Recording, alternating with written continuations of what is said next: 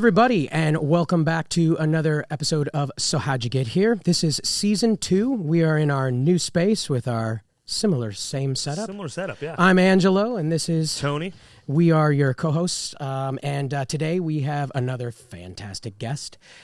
He has probably written one of my favorite comedy movies of all time, which would be My Cousin Vinny. He is both directed and produced and has written several scripts and that have gone on to become very good movies. Quotable, laughable, won some awards. Might not know him yet, but you're about to. I would like to welcome today to the show Dale Launer. Thanks for coming on, buddy. And I have Thanks for having me. I have an applause for you just to, you know. So, Dale, one, thank you for being here. Sign out autographs later.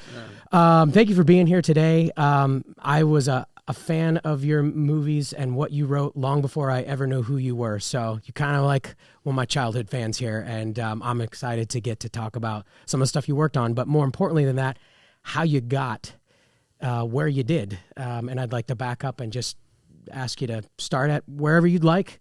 Tell us where you're from, what brought you out to L.A., when did you know you wanted to write? Like, give us some of the juicies, let us peek behind the curtain. I grew up in the San Fernando Valley, born in Cleveland, but moved here when I was very young, largely because my dad wanted to pursue an acting career. Oh, okay. So he was active in Cleveland Playhouse. I think it's called Cleveland Little Theater. Mm-hmm. And his brother, he had an older brother, my Uncle Sam, had moved out here. And he did kind of what we call a recce. And he came out here by himself just to explore the waters. And while he was out here, he went up for an audition. And he got a small part in a AIP movie.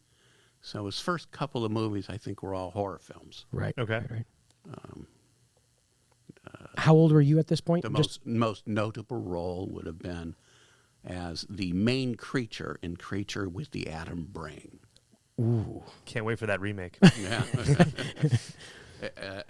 What's phenomenal about that, well, very little phenomenal about it, but what's kind of interesting, is it was written by the same guy who wrote The Wolfman. Oh, wow. And later there was a musician, Texas-based, well-known, well-regarded amongst Texas musicians called Rocky Erickson. And he had a band called Rocky Erickson and the Aliens. And I remember driving in my car back in the 70s and hearing a song and thinking I was high, maybe was high, which was a song called Creature with the Atom Brain, which actually got radio play twice. Wow. So it Twice. sort of went Twice. away. That was it. Twice. Yeah. No. It was not played twice, but he had some radio play, I think, in the late 70s, and then again in the early 80s where it had sort of minor success. Oh, okay. Okay, that's a little So because your uncle moved Trivia. out here, your dad was like, might as well give it a shot as well? Yeah. So he got And a you job said you called that a recce? reconnaissance. Oh, reconnaissance. Yeah. Got it. It's something Okay. when you're in the movie business, you'll do a recce's where you go out looking for locations or information. Got it. Research. Got you. And so you were kind of excited to come out here, or did you want to stay back in Cleveland? I was a year old. Oh, then you had no Yeah, say. no Got say. it. Yeah. No say. Did your dad find success when he got out here? Yeah, if you look at IMDb, John Launer, you'll look at it and go, wow, this guy worked a lot. Yeah. But not until there was IMDb did I realize how much my dad actually worked. Oh, wow. I mean, I knew he worked now and then, but seeing the amount of credits he had was like probably 3 times as much as I thought he did. During the time where people got like contracts at studios, and was he working on like westerns? Like, what was he doing? No, he was a bit. Was a bit player? Bit part. Okay. Character actor. Yeah. Got it. Small parts, like small but pivotal at times. He was the judge on, I think, 33 episodes of Perry Mason. Wow. Like I said, The Creature. Yeah. And The Creature with the Atom Brain. was the father of the monster, of the werewolf's girlfriend in I Was a Teenage Werewolf. So he's getting work. Yeah. Yeah. Now, were you always into, like, did you want to act? So were you, like, always had, like, that Not creative? really. No? Not really. I think I had it in me, and I think all writers do to some degree, because you have to act out. You improv characters in your mind. Sometimes you do it out loud. Mm-hmm. But you do that. So that's how you write dialogue. So when we were doing some research on you, we saw that you moved to California. You ended up going to Cal State Northridge. Was there a film program there that you got into? It was called RTVF, Radio TV Film. So they bunched them all together. Okay. How many? How many in that group? I mean, you're talking like a small film? Yeah, it was small. It was small. Okay. With a focus on, did you know, like, I want to write? I think there was like maybe 5 teachers. Oh, okay. Wow. Yeah, maybe. Yeah. And then you're growing up around film production. Did you get to go on set with Dad? Did you start to see some things that you're like, hey, I like this? Was it a... I went on set once, and I think that was Perry Mason. And it was pretty boring. It was fun, though. It was interesting, but it was pretty boring. But, on Perry Mason, he would have... I would tease him that he'd get the script for Perry Mason, and I would hold it up like Karnak, which is a Johnny Carson bit where, he would hold something up and kind of tell you what's in it or give you an answer. Right. And I would say, court will be adjourned until 10 o'clock tomorrow morning. And those are his... There's a good chance that was his line. Yeah, he got paid for that. He's taking your credit. Well, you were already writing at that point, it sounds like. Which, by the way, I had a teacher, a writing teacher, screenwriting teacher in Cal State Northridge. Mm-hmm. And I got to say, the class kind of thought he was a bit of a jerk. And I remember he started out the first day, said that he wrote the pilot of Perry Mason, and he was a producer of Perry Mason. Well, there was no IMDb back then, so you really couldn't check people's credits. People could say anything they wanted.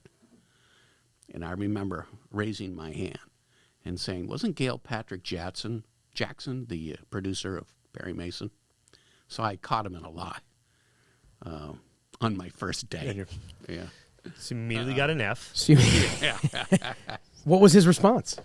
His response, he kind of backtracked and said that he was a co-producer of the pilot. But she was the producer of the show for the duration of the show. And he said that without knowing anything about your dad or Absolutely nothing. Called him out. Yeah. Whoops. Yeah. How did you like that class? Did you end up getting a B? A B. Yeah. So screenwriting came. Yeah.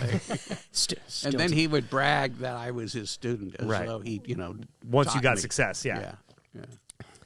So when did you end up getting like your first jobs? Like right. Oh, there's another funny story. Yeah, please. Which is, there was 2 screenwriting classes, and the first one, I can't remember his name.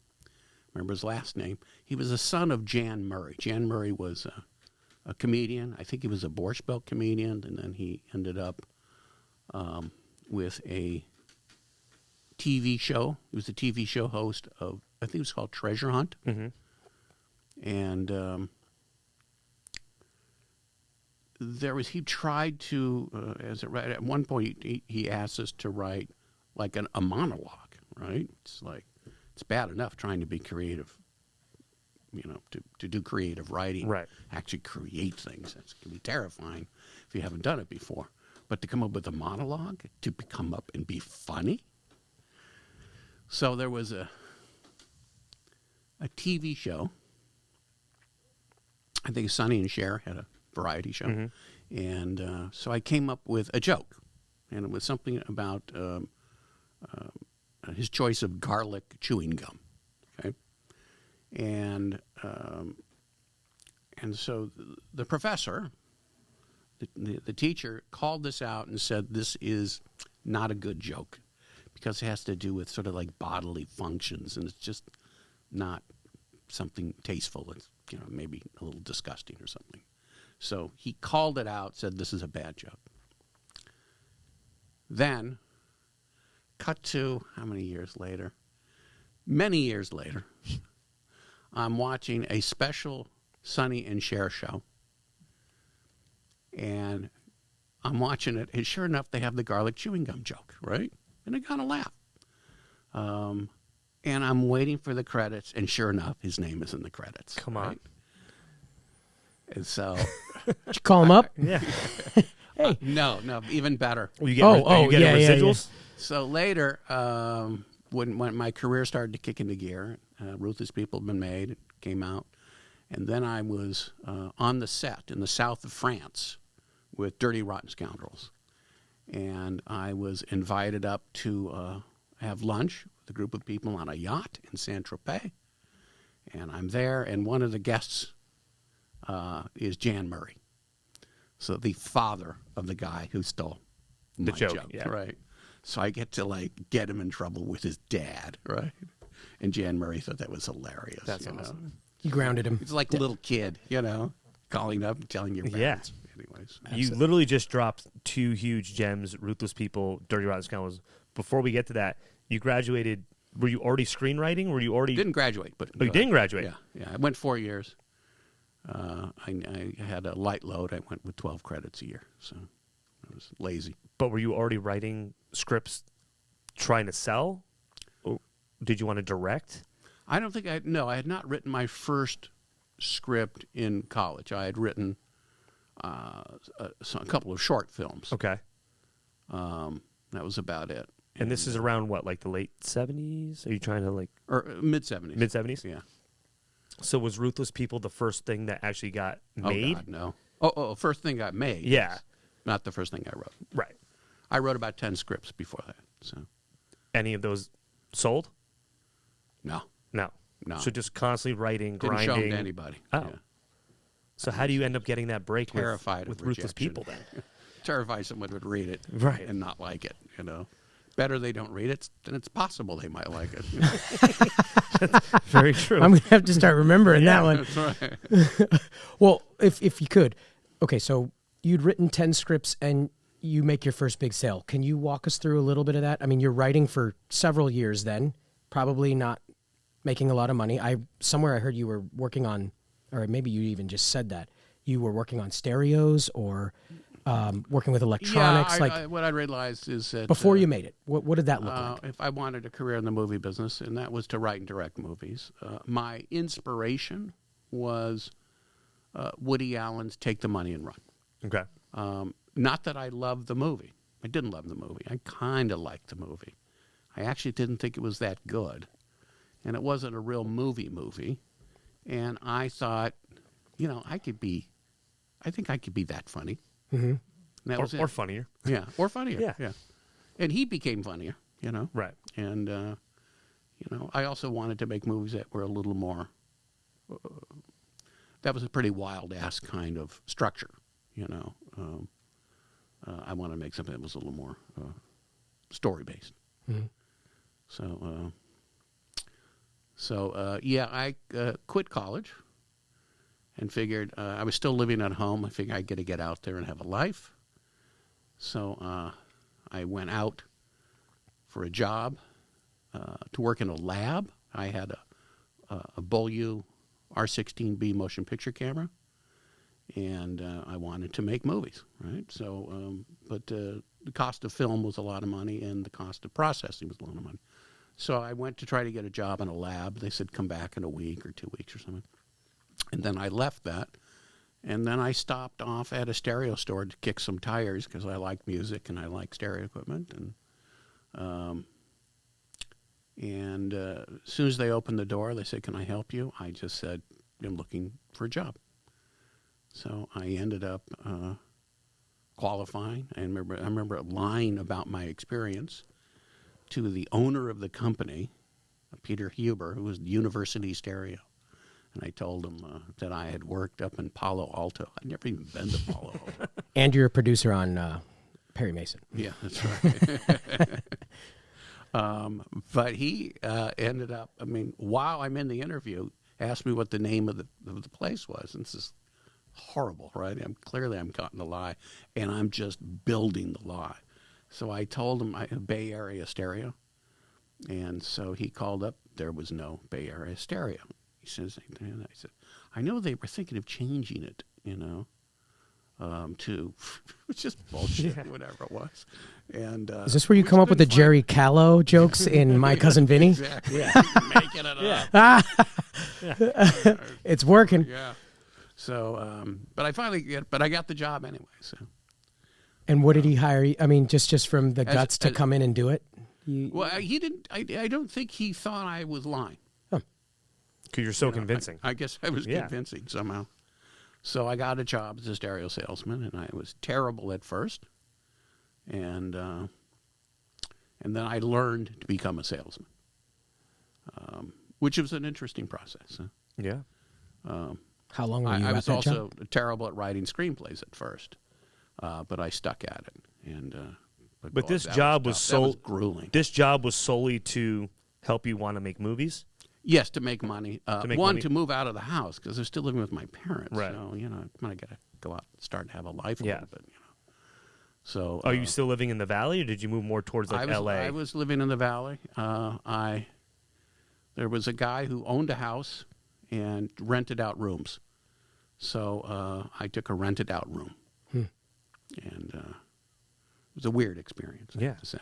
Then I started working. Then I found a one-bedroom apartment. And that was different, So from the time of getting a steady job that can pay you, you're beginning to write at this point seriously, where you're sticking with it and you're trying. Yeah. How long is that process? What did that look like? The process from beginning to write. Obviously, you said you wrote 10 scripts or so before you made before a break happens. But I'm interested in that quiet moment when you're not making a lot of money. Probably not. I would say the time between I started writing an actual screenplay. Here's what I remember when I was working at the stereo store. I met a guy who worked for, I'll call it ENG. ENG is what it became. Before there was video cameras, there was film cameras, news cameras, and they shot 16 millimeter. And I'm not sure, he worked somewhere at a network, and he could give me free processing. Oh. And there was a film stock, a reversal film stock, that I could get processed, and I thought, okay, I'll shoot it in that stock because it's that cheap, right? So at the time, I wanted to do a kind of an Alice in Wonderland story. But I don't think I'd actually started. I might have started the script. I might have had notes.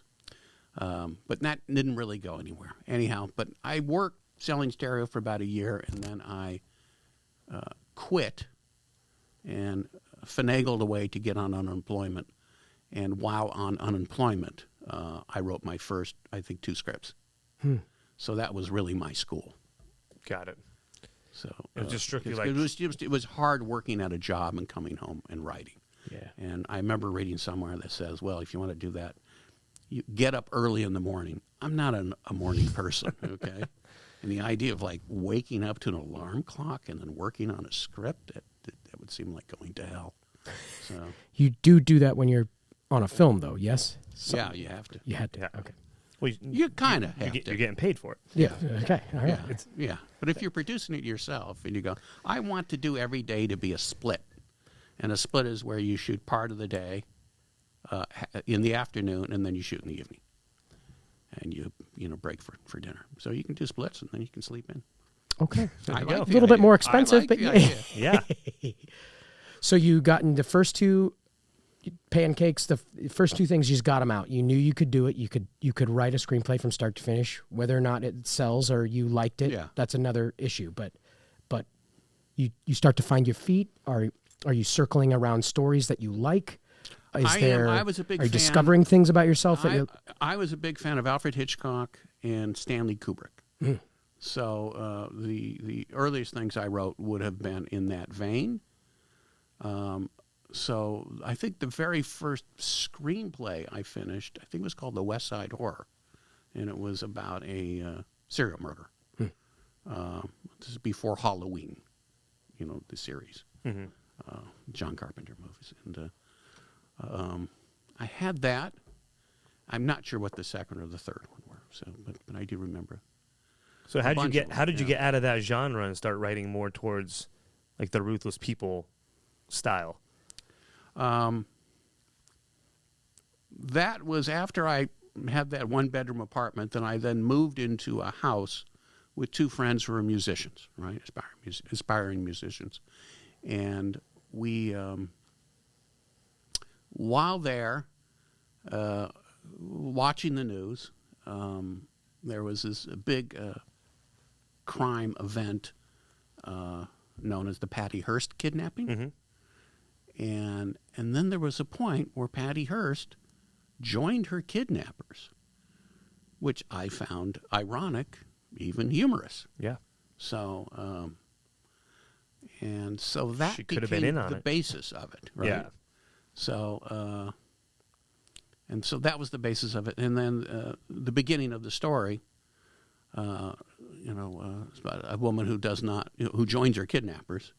And then it became a little more complicated. But the idea that someone would go home to kidnap a woman, and her husband doesn't want her back, right? And then that turned into, well, what if he wanted to kill her? What if he went home to kill her, right?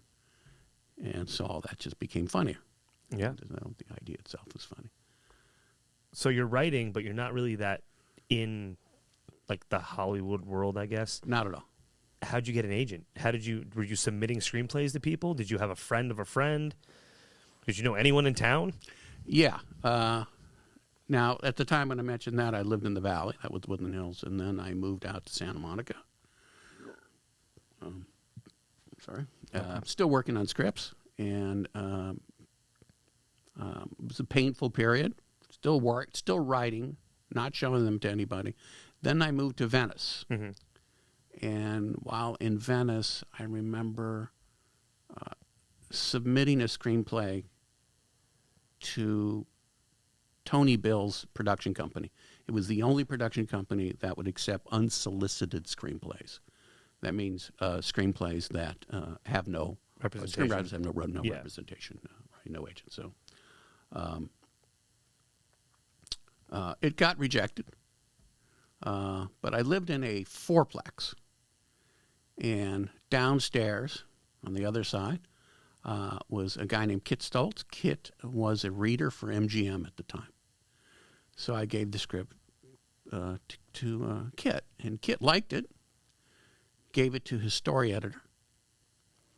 And I remember going over to Kit, like the next day, what'd she think? Well, she hasn't read it yet. She's going to put it on weekend read.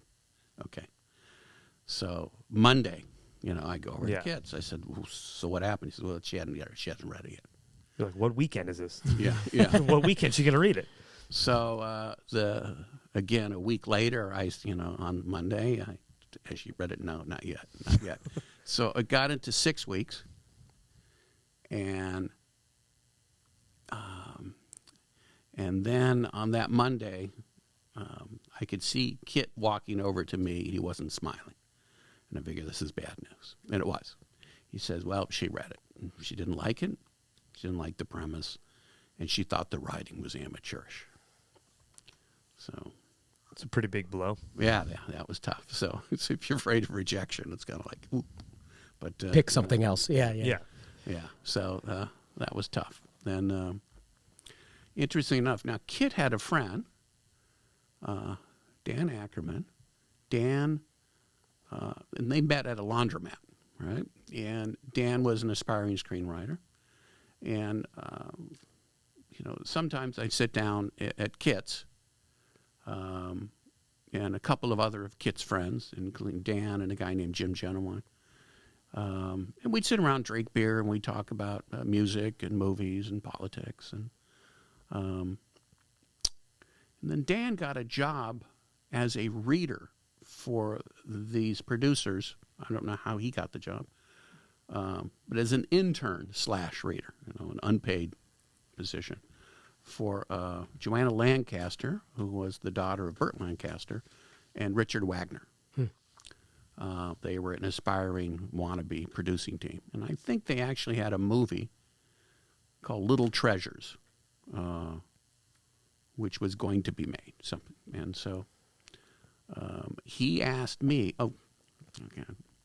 they were friends with this other guy who was a manager who had gotten a new client named Sylvia Christel. You ever heard of her? No. There was this series of what they would call softcore porn movies, Emmanuel. It was in the 70s or the 80s, and she was the star. And she wanted the new manager, was to take her career and her fame and take it to the next level, and was looking for a breakthrough screenplay to show that she actually had acting chops.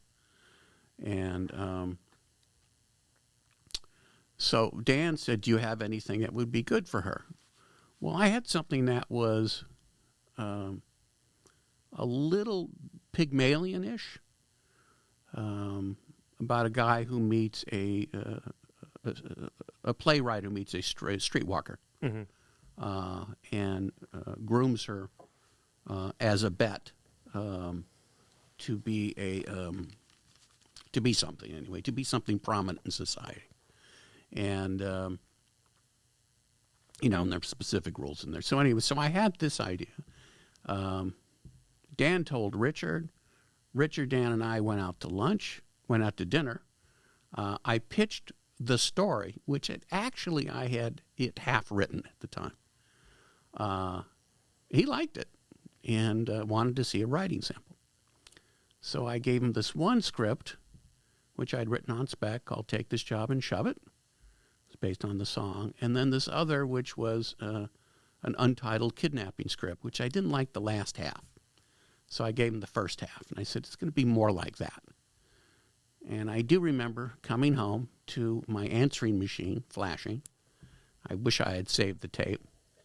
And he said, I read the writing sample of this kidnapping script, and he was like laughing as he was leaving the message. He was delighted. And Joanna had read it too, and they just thought it was so dark and so funny and just deliciously mean. And they didn't want to talk about the other story. They wanted to talk about the Pygmalion story. They didn't want that anymore. No, they got sidetracked. Yeah. On that. So they wanted me to finish it, and so they paid me. This is where I become a professional writer. Ooh. Yeah. They optioned the script and pay me to finish it, and then they had what they call a step deal, which is that there's certain steps and you get paid for each step. So when I finish it, I get a check. They read it, then they give me notes. I get another check to start. When I turn that in, I get another check. Then they give me notes. And so I remember... You're like, this isn't a bad way to make a living. This is not a bad way. Yeah. And we were negotiating the deal, and it went back and forth. And while it was going back and forth, these things take a while. And I was a very fast writer at the time. I finished the script. And I told him I finished the script. He said, can I read it? I said, no, that's not the deal. The deal is you got to pay me. There's steps. Right? Yeah. You got the check. Let me know when the check is done. But the deal has to be done. So when the deal is done, really, I went in to sign it. They had a check there. I gave them the script.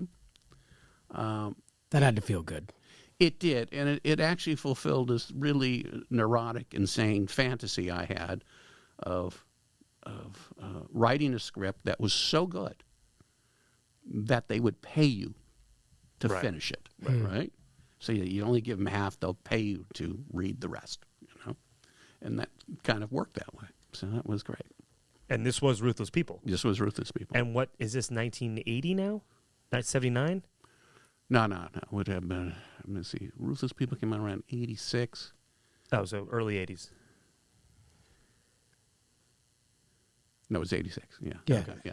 Or at least So, on IMDb. so this was, let me see, 82, around 84. Okay. I think this was around 84 when it happened. Might have been late 83. Now, are you learning a little bit more about the business now? Like, okay, I wrote the script, they paid me the script, now they own the script, I'm done? Like, are you still involved in the process at all? Oh, yeah, no, I was. No, I turned it in. We did a number of drafts. They had notes. I would come back. They were always impressed with how quick I was, because sometimes we would meet like on a Tuesday. They would give me notes and a check, and then I'd turn it in on a Thursday. You like those checks? Right? Yeah. Those checks were great. Yeah. Yeah. So I'm making money. Yeah, It was right. fantastic, Yeah. right? I'm making money writing screenplays. It was happening. So Did your writing get even faster the further you get into the rewrites? Because you're probably making smaller changes at that point. I actually made significant changes. Okay. But I was fast. I mean, And they were giving you accurate there notes. was no internet to distract you. There was Right. no cable TV to distract you. You just worked. Yeah, you worked. Just wrote, yeah. But I still had a social life too. I remember. Well, now you have money. Yeah. You can go out and do stuff. That was great. Yeah. I'm sorry. What was your question again? Oh, I just wanted to know. I just wanted to know how fast you were able to write. But it sounds like they were giving you. Yeah. This actually comes up later in the story, but I don't know. I can tell you now. Yeah, go for it. After the script had been written,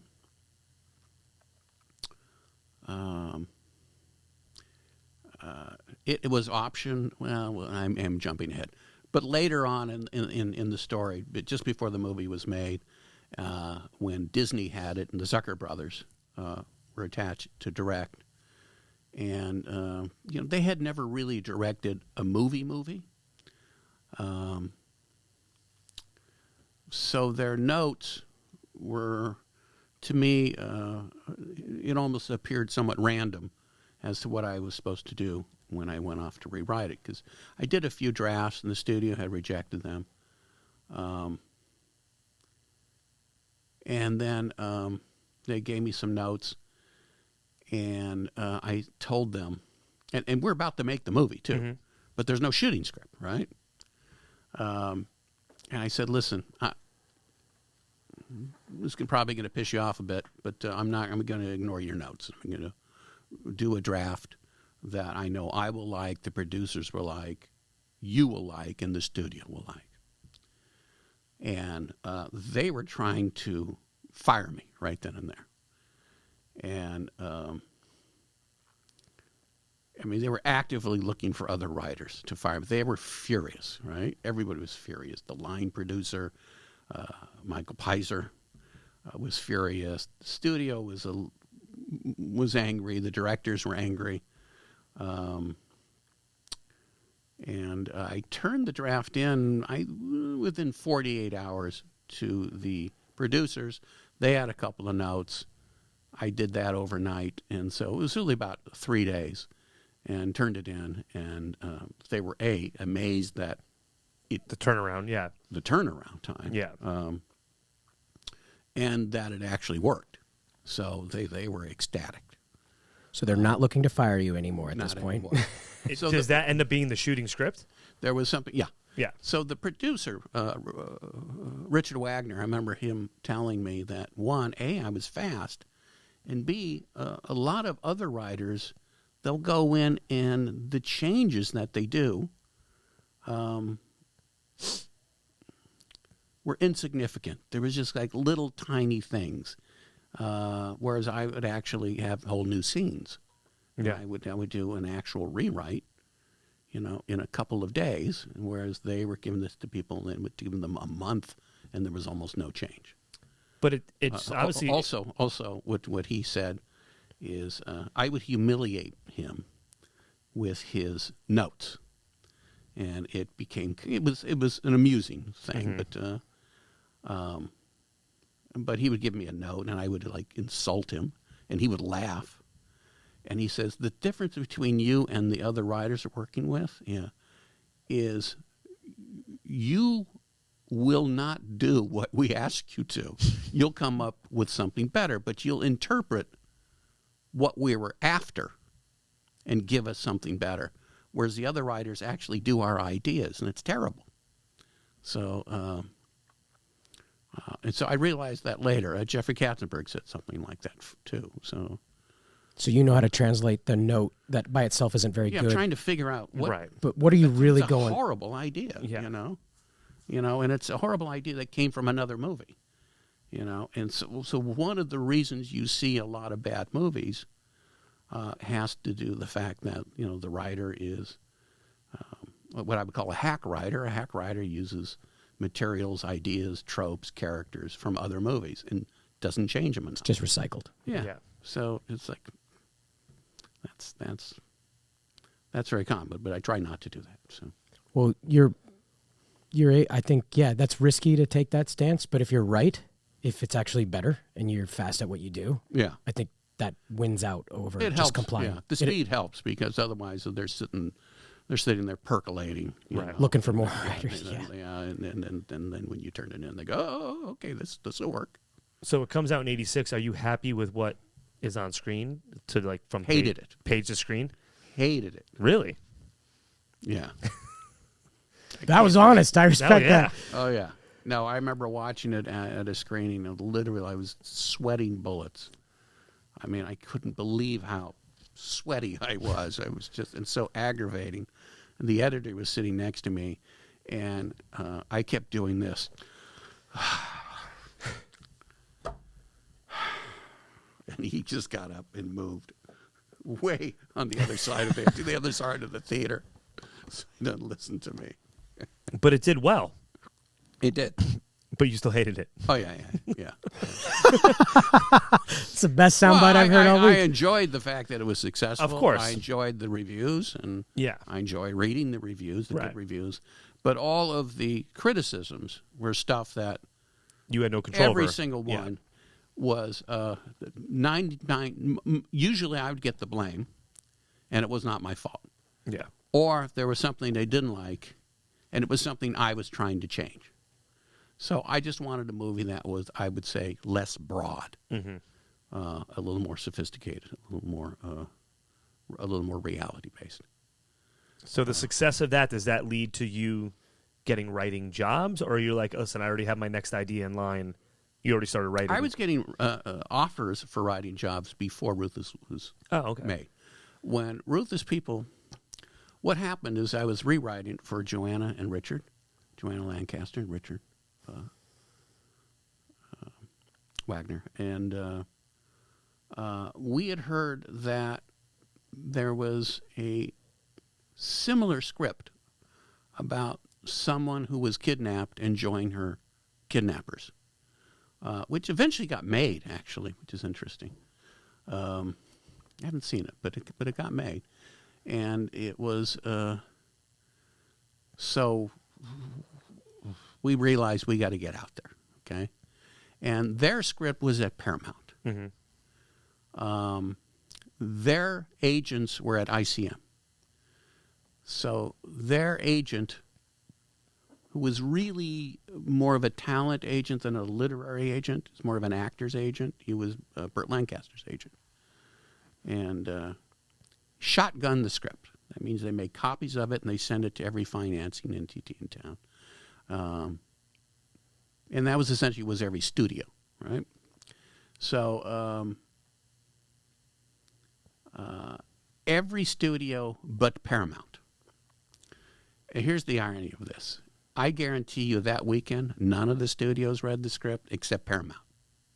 And specifically at Paramount, I know exactly what happened. David Hoberman called up Jeffrey Katzenberg, who was the senior vice president at the time, and said, there's a script that's going out to everybody but you because you have a competing project. And so Jeffrey wanted to read it. So apparently You got a hold of it. Hoberman personally delivered it to Katzenberg. And what I'm told is that Katzenberg read it and thought, this is better than our script. So later, when Disney decides to become modern, and Michael Eisner and Jeffrey Katzenberg leave Paramount to go run it, Right. they had let it be known to the producers, if that project goes into turnaround, if Ruthless People goes into turnaround, we're interested. And the project, you see, I'm backing up a little bit. We had shotgunned the script. It was rejected by everybody in town. Then, a couple weeks later, I think it was, maybe a month later, in 1 week, apparently the David Geffen Company had read it. Now, they had already rejected it. But their story editor, Linda Obst, and Eric Eisner, the president, had not read the script. Eric Eisner was having lunch with Jeff Sanford, who was a literary agent, a small boutique literary agency. Asked him if you have anything. Apparently he said, yeah, well, here's something. I don't represent the writer. I'd like to represent the writer. And gave it to Eric. Eric loved the script. Told Linda Obst about it. Linda read it. She loved it. They ended up firing their reader, which is something I wanted to get around town, because I wanted any reader to pick up my script and go, if I reject this, I could lose my job. So I like that. It's horrible. Is it better to be honest. loved or feared? Yeah, right? There you go. Yeah. It'd be better they go, you read the script. Yeah, I don't mind reading his stuff. Okay, lose my job. That's right. So,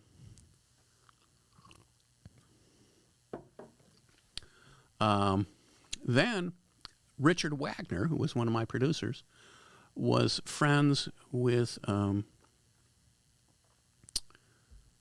sorry, I'm drawing a blank okay. here. We don't. We could go back there because you'll be insulted if I forget her name.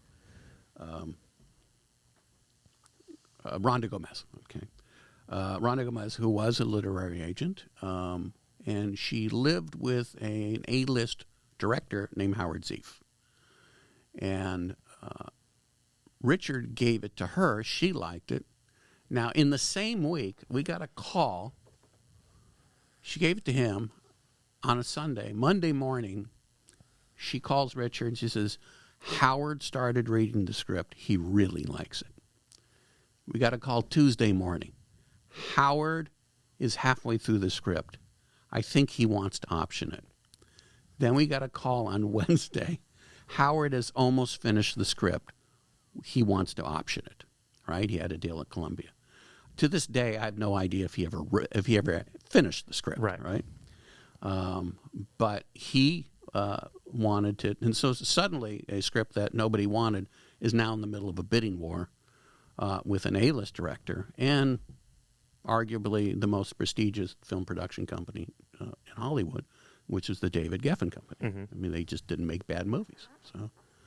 So that was exciting. Now, they wanted some rewrites, which were heavy rewrites. Howard thought it was a little too nasty. He wanted to clean it up a little bit. So to me, it's like one side wanted to take the brains out, and the other side wanted to take the balls out. So I figured, okay, I'll emasculate it a little bit, but I want it to be smarter. So we went with Howard. I rewrote it for Howard. Howard couldn't seem to make up his mind what he wanted or didn't want. It was a very frustrating experience for me, because now I'm a professional screenwriter. And he would look at a script and say, he would look and laugh at it and then say, yeah, but we got to cut that out. And then go to the next page, and then he'd have a problem and I would come up with a solution and he'd go, I don't know. And then go off to the next problem. And this just put me literally into depression. Yeah. Which Very was indecisive. Very indecisive. Horrendously indecisive. I mean, like a character. I once tortured him, saying, I'm going to, for your birthday, I'm going to get you 6 pairs of socks, all different colors. You're going to sit at the edge of your bed staring into your sock drawer going, blue, brown, black. So that's what I had imagined it. Anyhow,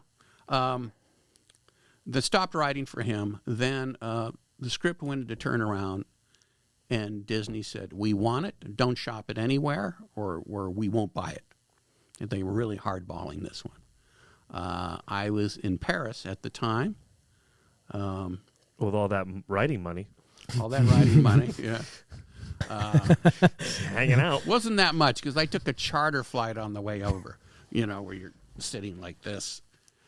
You didn't go first class? For 11 hours. I wasn't making that kind of money. Oh, not yet. Okay. Yeah, no. There's the reason I tell you that story is because now you fly on private jets. I was at a hotel in Paris, and I wasn't there but a day or two when I get a call from David Hoberman, Disney company. They said, we want to get you back here immediately. Start working on the script. So I'm like, are you going to pay for the flight? Well, they have to, because I'm now in the Writers Guild. Mm-hmm. And the Writers Guild says they got to pay first class, when available. On the way back, first class. So on the way back, Air France first class. So you went there a peasant, you came back a king. Exactly. Well done. Great. It was great. So when you say Disney, the Disney company, is this when they started that whole Touchstone? Yeah. They had their own division of more mature movies? Yeah. Okay. Yeah. Yeah. Hoberman ended up becoming president of Touchstone. Touchstone? Yeah. So, so this was their second movie. The first one was Down and Out Beverly Hills. Oh, another funny one. Yeah. So, so that came out, critically financially successful. You hated it when it was on screen. Ruthless People? Yeah. Yeah. And then now you're on to Dirty Rotten Scoundrels? Yeah. Is that the next project? Every bad review I agreed with, and every good review was like lucky. Yeah. And most of those had nothing to do with what you wanted. You would have fixed it. You would have done it differently. Yeah. And that's what you're getting the credit for, is what they didn't like, even though you didn't really have much say. I find the directors will get the credit, the writer gets the blame. Right. So there's stuff in there where they're almost to a T. In every review, they would get accolades that the writing deserved. And to their credit, the Zucker brothers kind of went out of their way to say, he deserves credit for this. This is a really good script. Well, that's nice. So that was nice. Yeah. And so at this point, you've got a couple of successful things under your belt. Even if you didn't like them, people are paying for your writing skills. They're flying you. What give us the run-up for My Cousin Vinny. Yeah, I said, what was different about that, what was fascinating about that is before Ruthless People was made, it had been circulated around town because people actually enjoyed reading it. So I was on fire as a screenwriter, and I was an unproduced screenwriter. And but I was being asked to write. I thought everybody. So I knew vice presidents and some of the presidents at every studio in town at that point. And that was before Ruthless People got made. I loved good food. I still do. And I do remember I had a reputation of this. I would get a studio executive or an agent and said, can we take you out to lunch or dinner? I said, either is fine. Where would you like to go? I said, where can we go? They said, we can go anywhere. I said, are you on an expense account? I said, yeah. So we can go to a nice place? Yeah. Could we go to L'Hermitage? They go, sure. So that's really. I remember. Well, even if they don't make the movie, you're getting a good meal out of it. So I'm that's getting a good meal. I went to I had this reputation that when it came to when my name was on an expense account, it was expensive. Okay. That I somehow insisted on going to good restaurants, but it was like they didn't have to pay for it. Yeah. We can have a free meal.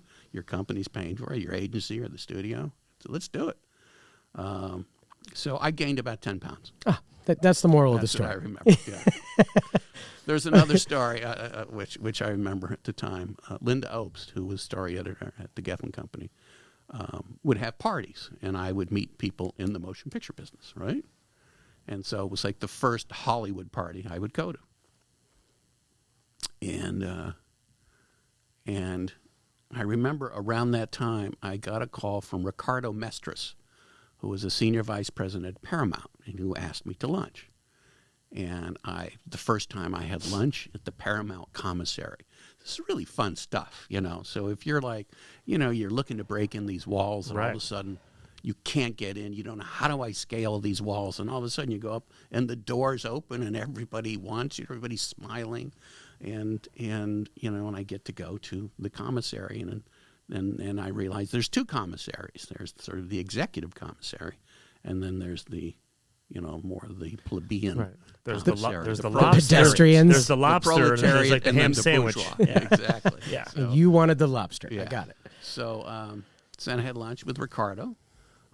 Interesting story. Ricardo has left the movie business. He's now a doctor. Go figure. Anyways. Sounds like he's not intelligent. What kind of doctor? I don't know, but he's at the Keck Medical Center. Wow. And what a transition. yeah, All right. yeah, it's interesting. Anyhow, but I remember that here I am with a vice president. I shouldn't say a vice president. At the time, the vice president of Paramount, because that's how naive I was. And then I remember going to a party at Linda Ope's, and I met Dawn Steele. And I asked her what she does. And I could see she bristled a little bit. She was a little perturbed. You didn't know who she was? She had an ego. And she says, I'm vice president of Paramount, right? And I think to myself, liar. Yeah. I've already had lunch with the vice president of Paramount, right? So I did not realize there's lots of vice presidents, and there's different divisions, which are presidents and vice presidents and senior vice presidents and regular vice presidents. I had no idea. It was sort of a common. Just to kind of keep us on track moving along, but so Ruthless People comes out, like I said, it's a hit. Are you already writing Dirty Rotten Scoundrels by then, or are you hired to write it? That story was, it's an interesting story. Because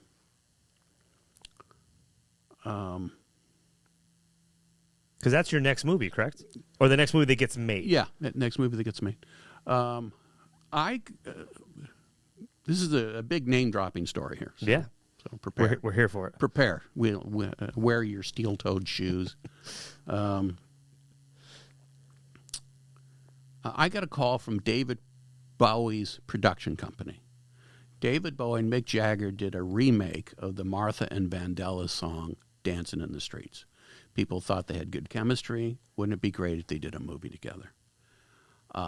They, of course, thought this is a good idea. Mick told David, you should read this script, Ruthless People, or hire this writer. Forget about the movie, but the script was great. Yeah. So Bowie's company called me up and said, do you want to write something for Mick and David? I said, listen, I'm flattered, you know. I'm already eating at But I'm L'Hermitage. eating at the L'Hermitage. Yeah, I'm already. What? You better offer me the Four Seasons if you want to talk to me. Yeah, what's on the main course? Yeah. And so they, but I politely declined it, so I don't write for stars. And then we got off the phone, and then I called her back almost immediately and said, listen, I don't want to do this, but I do remember seeing a movie where there are two kind of gigolo con artists competing to scam a woman out of, $50,000 or something. One of them pretends to be paralyzed through a psychological traumatic experience, and there's only one person can help him, and the other guy has himself paged as that psychiatrist. Mm-hmm. Okay, and I just remember the scene where they were whacking him on the legs. So, about 6 months later, I get a call from United Artists. Mick Jagger is in town. You apparently have a movie that he's interested in. Will you come in and pitch us the story? So I take the meeting. I go in, and there is Mick Jagger, his agent, Prince Rupert Lowenstein. What a name. Yeah, and the chairman of UA, chairman, Paramount, and a senior vice president.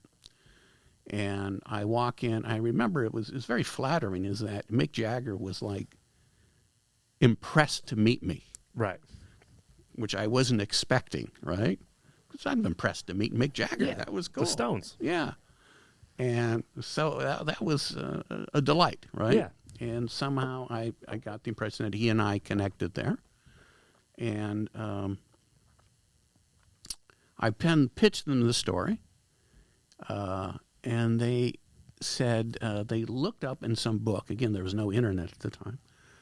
To find out, the name of it was Bedtime Story. And it was with Marlon Brando and David Niven. I remember that part. But it had been made at at Universal. Mm-hmm. And they kind of looked at each other. There's no way the Universal is going to give up the rights to this.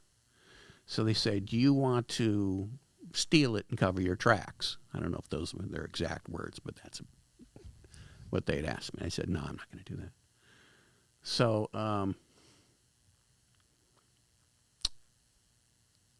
then I went to Disney. And I actually watched the movie with David Hoberman. At the end, he turns to me and says, it's a pretty sexist movie. I said, you can fix that. And then they get back to me and said, no, we can't get the rights. Then I got a call from Eddie Murphy's production company, which they had heard. Eddie had heard that I wanted to do a remake of this movie. Yeah. Will you do it with Eddie? Who, So by I the said, way, sure. is probably the hottest person in Hollywood at that time, right? He was. Yeah. He was the biggest star in the world. Yeah. And I said, sure. So I was told that Ned Tannen tried to get it from Universal. Ned Tannen was the president or chairman, I think, of Paramount at the time. They couldn't get the rights. I had hooked up with Charles Hirschhorn, who was one of my best friends. He was out of work. And I figured, come on, be a producer on this thing with me. And he had worked at Universal. He set up a meeting with Josh Donnan, a senior vice president at Universal. We watched the movie. Again, he turns to me and says, it's a pretty sexist movie. I said, hey, you could fix that. So a day or two later, apparently Josh calls and says, Universal is going to pass. This is how the movie business works. Yeah. It's like everybody wants to make your script except the one that owns it. Okay? And they won't sell it to anybody else because they might make it and it'll be a hit and it'll make them look bad. Right. This sounds weird, but it's exactly how the movie No business one's is. interested All about until egos. someone is, Yeah. and then that person won't make it. Yeah. So it was very frustrating. But then Josh said, I'm not even sure we have the rights to this. Really? So I called my lawyer, Frank Gruber. That Universal actually had the rights? Yeah. Oh. And Frank initiates a copyright search, which cost $350 at the time. And a couple of days later, comes back, Universal doesn't have the rights. The original writer, Stanley Shapiro, who was the creative force behind all those Doris Day movies, which they call sex comedies, and either Rock Hudson's trying to get Doris into bed or Cary Grant's trying to get Doris into bed. He was a big deal. Swifty Lazar, a legendary famous agent, was his agent, and had in his deal that after 20 years, all rights revert back to him. And it had been 22 years. So Was he alive at the time? he was alive. Okay. He was represented not by an agent, by a lawyer, Linda Lichter, who's still out there. Get in touch with Linda. Set up a lunch with Charles Hirschhorn, me, and Stanley Shapiro at the Pink Turtle, which was the coffee shop at the Beverly Wilshire. And he was the sweetest guy in the world, funny, fun. Something about we were talking about earlier.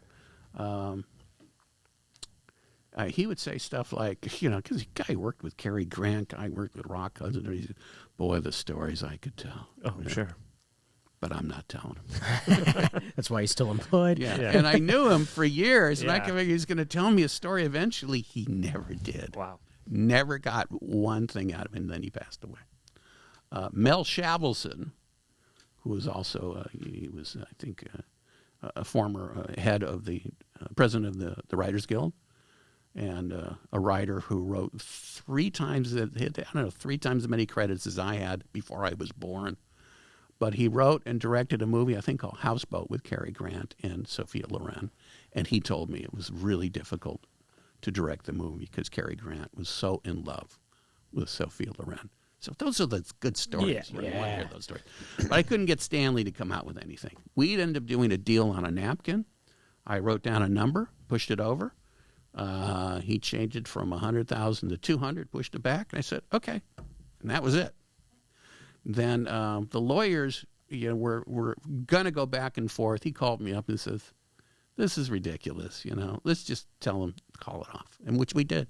And he was right. Because lawyers will go back and forth with this stuff. It's just going to cost you more and more money. And most of it doesn't. And now that's just for the studio. The Let story. The studio take care of it. That's just for the story, right? Like the idea, right? Because you still got to write the screenplay. Yeah. So I ended up hiring somebody to take the script, inputting it to digitize it. Mm-hmm. And then I did a rewrite really in about 3 days.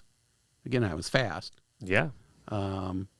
We need to learn how to do that. Well, I'm trying to work on being faster over here. Yeah. Part of it was editing. I took 30 minutes out in the beginning, so that gave me lots of room to do anything, and changed the ending. And the ending, before, she was not a con artist. She just got taken by one of the guys, and married him. So that was, the ending. Yeah. The woman marries the guy. And right. It's politically incorrect. Doesn't work today. Not to cut you off, but we've had other writers and directors on the podcast. So are you now writing it for someone in mind? Like, are you thinking Steve Martin? Are you thinking, or are you just writing it just to make it? No. The movie had been written originally with Cary Grant, Rock Hudson, and Doris Day in mind. Mm-hmm. But according to Stanley, Cary had asked Rock to do a movie with him. Rock turned him down, so Cary didn't want to work with Rock. Got it. Didn't want to do the movie, and Doris wouldn't do it without them. So it got recast with David Niven in the Cary Grant role, Marlon Brando in the Rock Hudson role, and Shirley Jones in the Doris Day role. And it was not a successful movie. Stanley blamed it on the fact that the movie died in the South, largely because Marlon Brando was very active in civil rights. And so I don't know if that was true or not. Yeah. I don't know. So I got the rights, rewrote it. I think for some reason we went to Orion first and then pulled it back. What happened is, I don't know how much I can tell of the story.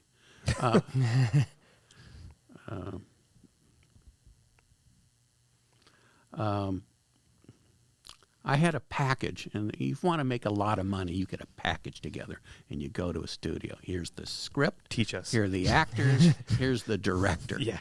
So here we had the biggest star in the world. We've got the script, and we have an A-list director. So I'm not trying to if I can say the story because he's passed away.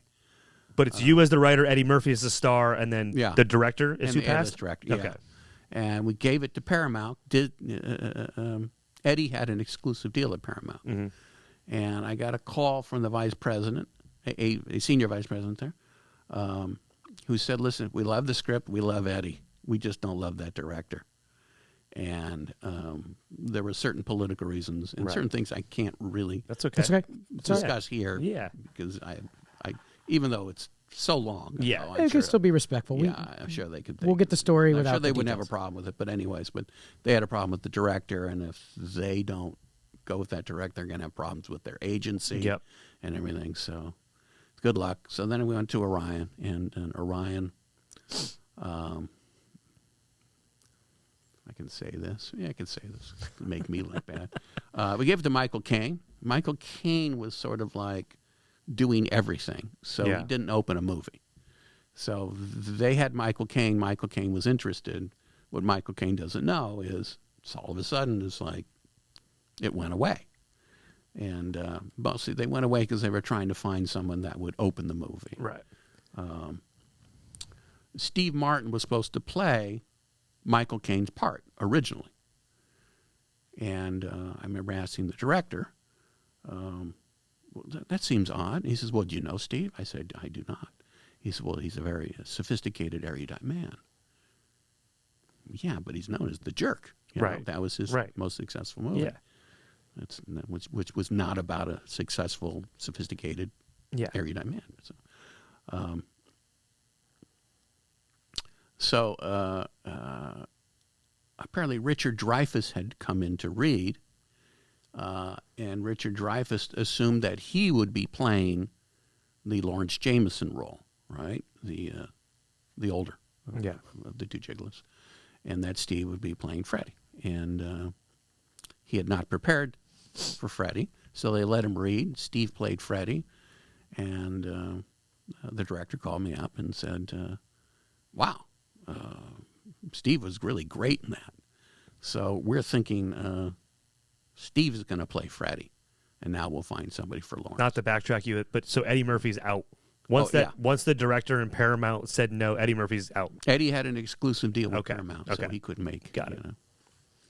They used to have actors out on loan. Not anymore. Yeah. Not with Eddie. Yep. Okay, so anyhow, so they couldn't get somebody to replace the Dreyfuss role. Yep. They went to John Cleese. Cleese said something like, the first half was the funniest script he'd ever read, which I thought was funny because I thought the last half was funnier. I think he since has come around to saying that he regrets having passed on it. After it's a success, Yeah. they all have regrets. Yeah. That happens. Happens really quickly, actually. And they have excuses too. Right. So, yeah. So anyway, so he so he went back to Michael Caine, and that was it. So Was this Michael Caine after Jaws 4 or? I asked him about that movie. It was after Jaws 4. Because I said to him, now I got to Because you said he was taking everything, and I'm like, that's why he was in Jaws 4. They brought you out of the water, and yet your shirt was completely dry. And he said, well, it was some kind of weird material, and they were throwing buckets of water on me. It just rolled off. It would not stay wet. NASA shirt. What's going on over there? Yeah, that's funny. So you're definitely on fire now. You have 2 huge comedy hits. Yeah. I mean, the 80s, you're dominating. Yeah. Besides Eddie Murphy. That was fun. You know, I remember when Ruthless People was tested, it tested, I think, like 92%, which, according to them, was the highest ever for any movie. Wow, that's fantastic. Yeah. Okay. I mean, that could not be good news. It tells you something about my personality is, at that screening, you know, we took 92 and or maybe it was 93. I don't know, it was 90, 93. Anyway, so I mean, this is great, and you know, people are smiling, laughing. I'm asking strangers, "What do you think of the movie?" "Oh, it was great. Oh, it was funny." Finally got onto the street, and a couple kids, younger guys, are getting a BMW, and I said, "What do you think of the movie?" And they go, "It was okay." So I go into depression for about 48 hours. Because two kids that don't know shit. Yeah. Oh, they said Bueller is better. Ferris Bueller was out at the time. Yeah. I'm surprised they are old enough to have a license. Like, why would you listen to those two people? I know, but it's like I seem to accept bad news easier. So if you had praise and accolades from a whole room, but one person said, that one would bother you more. That one would bother me. Okay, all right. Yeah, that'll trigger me. Quick, Xanax. So yeah, you just keep popping out hits. So does My Cousin Vinny come next? There was a bad experience. Let's talk about the bad. Yeah. As in, like, rejection or a script you love that didn't get made? It started to look really good. There's always these times, wow, it looks really great. I went in. Now, this was earlier. This was after I had set Ruthless People up, and there was a time between when Howard Zief had lost interest, and there was an agent. I should embarrass him, but I won't. As I asked him, because I just wasn't sure what sort of heat I had, and God knows, it would be nice to make a lot of money if I could. I wasn't there yet.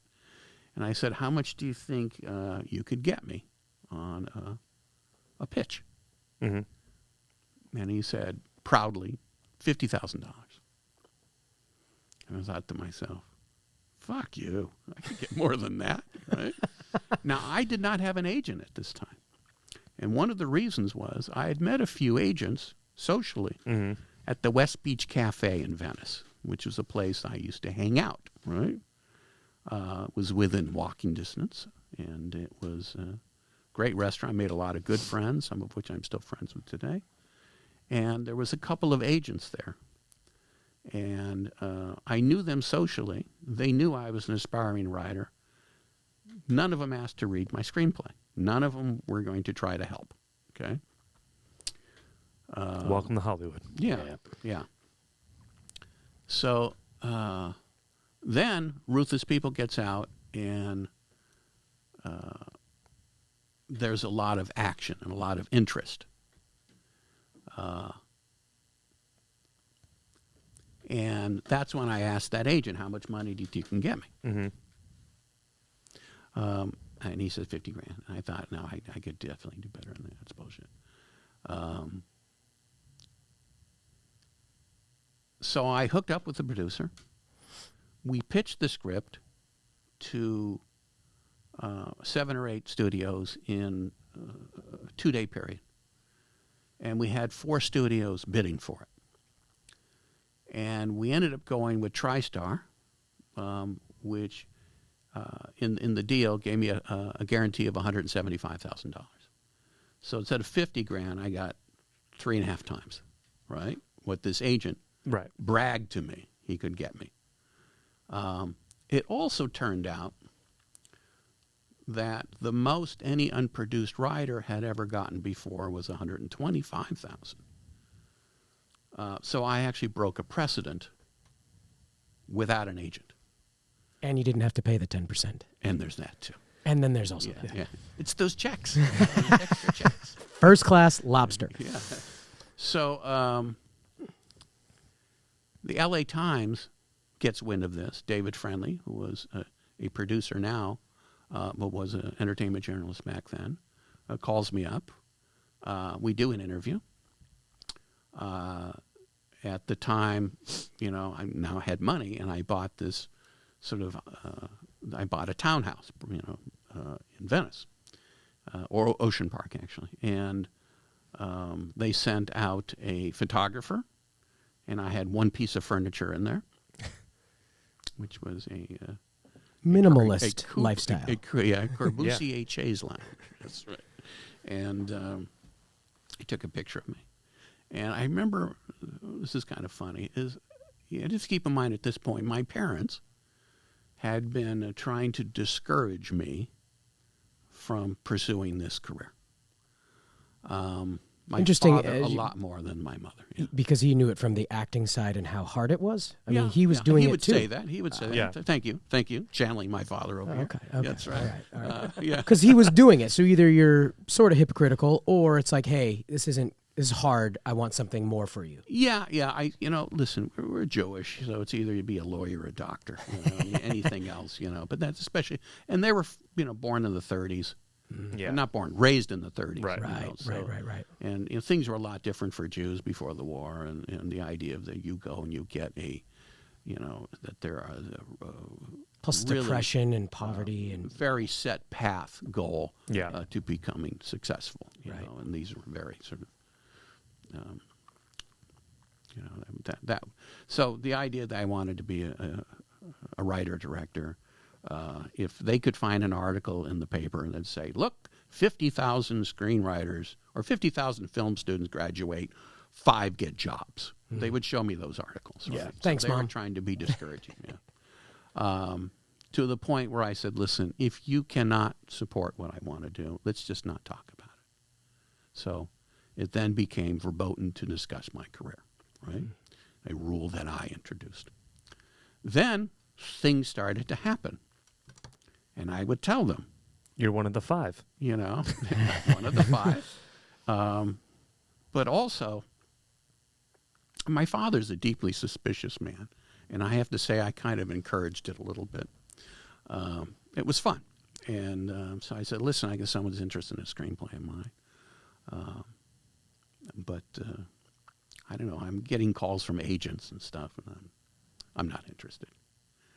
Well, why wouldn't you be interested? I've met agents, you know, and they're not that interested in me. Now that I don't need one, now they want to sign me. Yeah. I don't understand this. And also, this is a screenplay. Your screenplay is your calling card. What, are they going to read a bad script and the agent's going to sell them on the idea it's a good script? Or right. something? It's not going to make sense. It's not going to make sense. So, so he doubted that, right?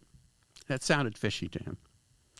And I said, but, you know, and I was a salesman at one time. I can negotiate, you know, so I don't have a problem with it. And then I think he thought I was making this up. And then when I told him, take a look this weekend or Friday, be sure to look at the LA Times entertainment section. Why is that? Because there may be an article about me. There may be an article. Why would there maybe? Well, LA Times came out and, you know, did it because did a piece and wanted to interview me because I had apparently set a precedent, you know, and I did this without an agent. And so this was news. Yeah. And, well, why wouldn't they? Why wouldn't they print it? I said, I don't know. What if, like... Debbie Downer. What if... Come on, Dad. I know. What if, like, Marlon Brando, you know, dies or something that day? I mean, he's going to be in the cover. Yeah. Well, I will get bumped. Well, okay. Then he says, well, wouldn't they just, you know, reprint it some other time? I don't know. Probably. Yeah. Sound awful interested in finding ways to discredit. You know what I mean? Can you be that creative for the positives? Oh, sure. Yeah. Sure. Yeah. But it's a talent, you know? And so Friday comes out, and the calendar section was the entertainment section of the LA Times. And my picture is on the front page. On your one piece of furniture. Yeah. Exactly. Yeah. You're really good with your money. That'll make your dad proud. And the lead said something like, irreverent screenwriter does Hollywood, or maverick screenwriter does Hollywood his way. My parents' attitude towards me changed right in one day. Then and there. It was different. My presence around their house was different. Because you just paid for it. Yeah, exactly. So, yeah, my mother would, you know, bought a couple copies. She had one. She kept in her purse to show people.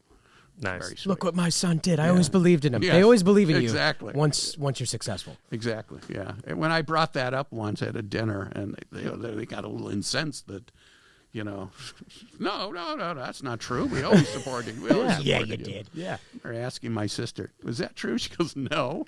That's great. I don't know. Did I miss something here? Anyway. Just to keep our time and story going, so we just want to keep it going. So we're at about an hour and 15.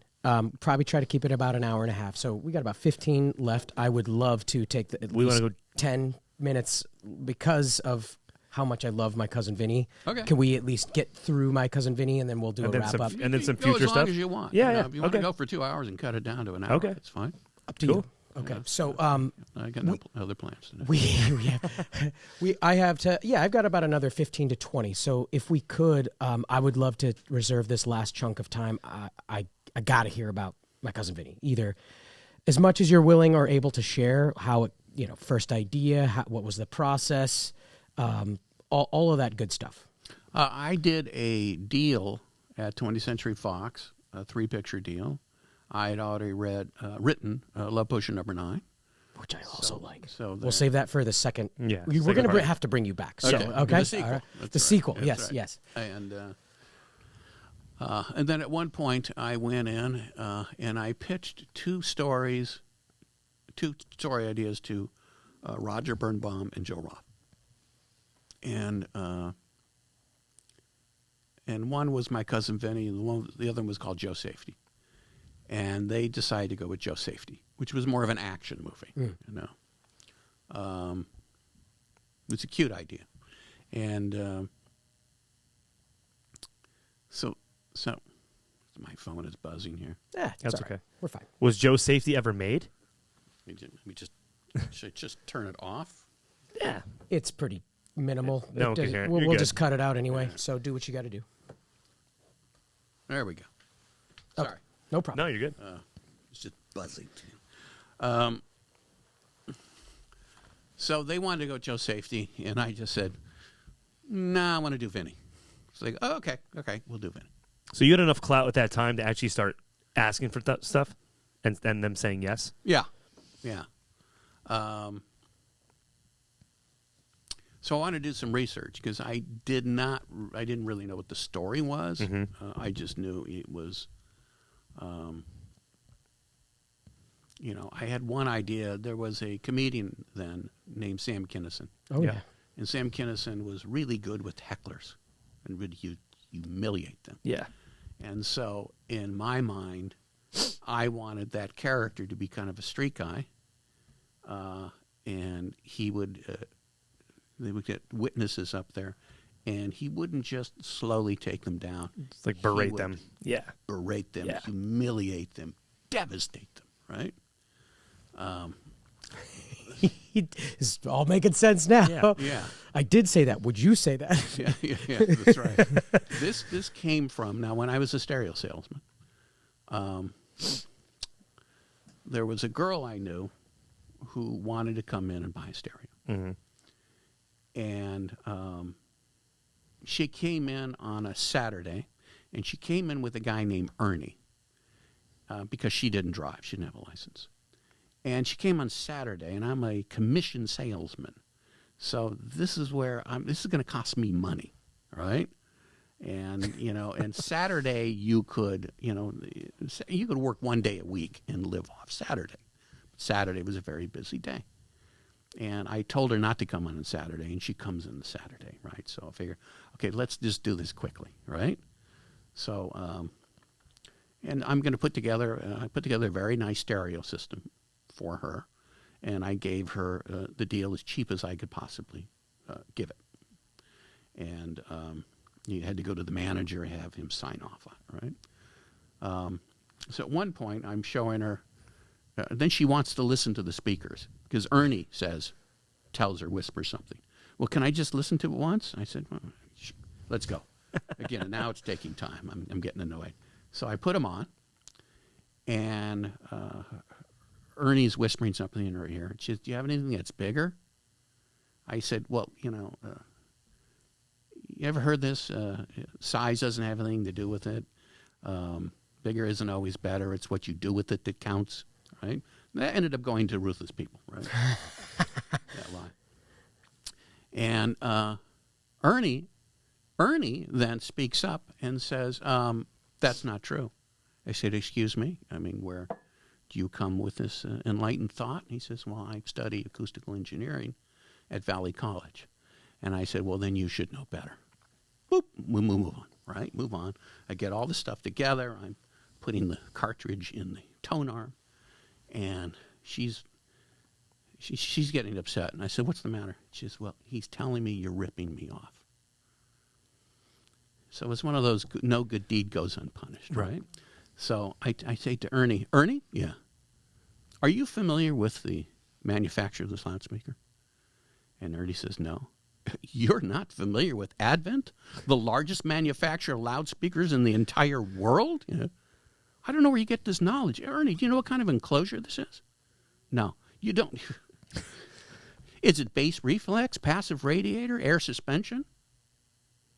I don't know. You don't know? You claim to study acoustical engineering. You don't know the most elementary, the most basic parameter or loudspeaker of design? Where were you in the first day of class, Ernie? Homesick? Did someone rip out page 1 in your textbook? And then Ernie said, I'd like to speak to the manager. And then the girl turned to him and said, shut up, Ernie. Okay. That's great.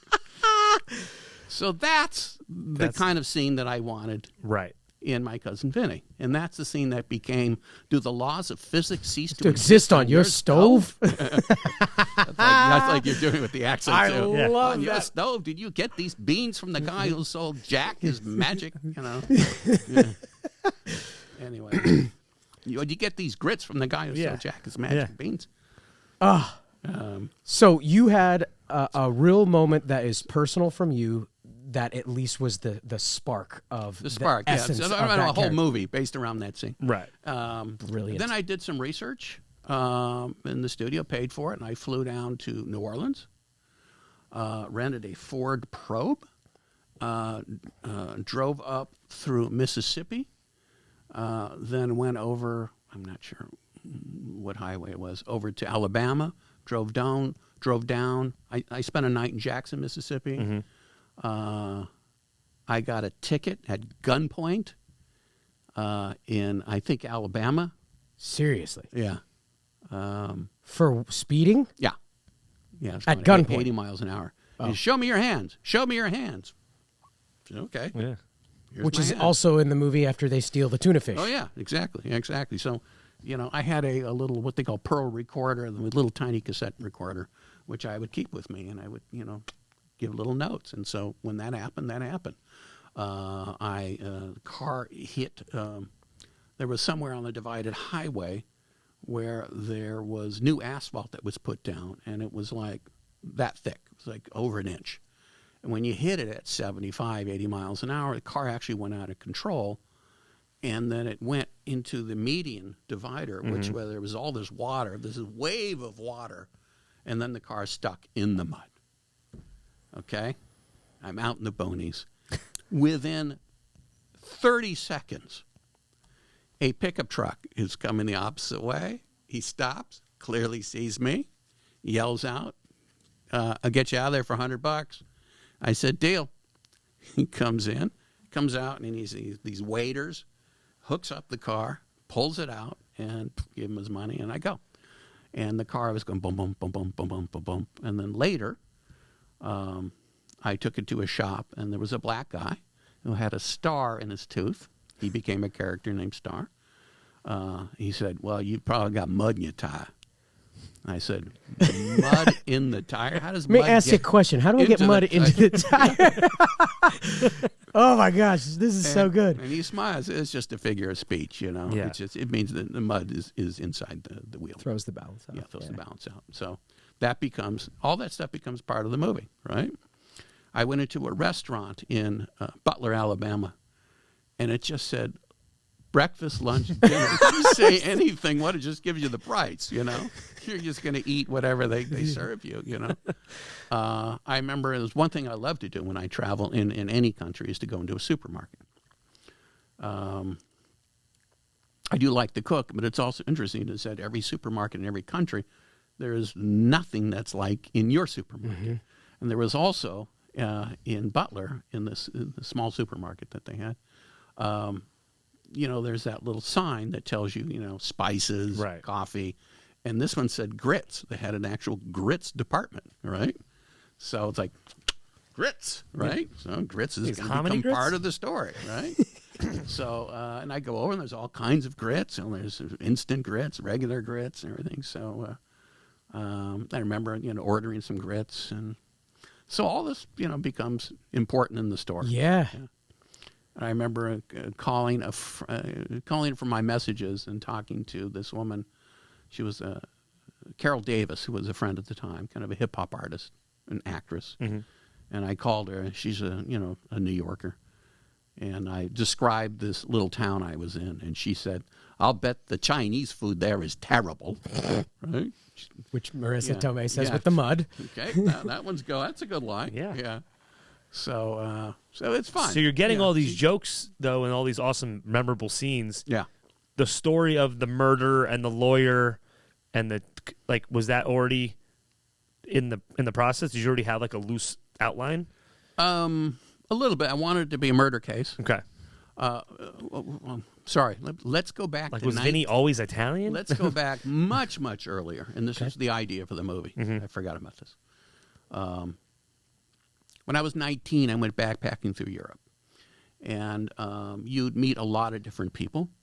It was really the time of my life.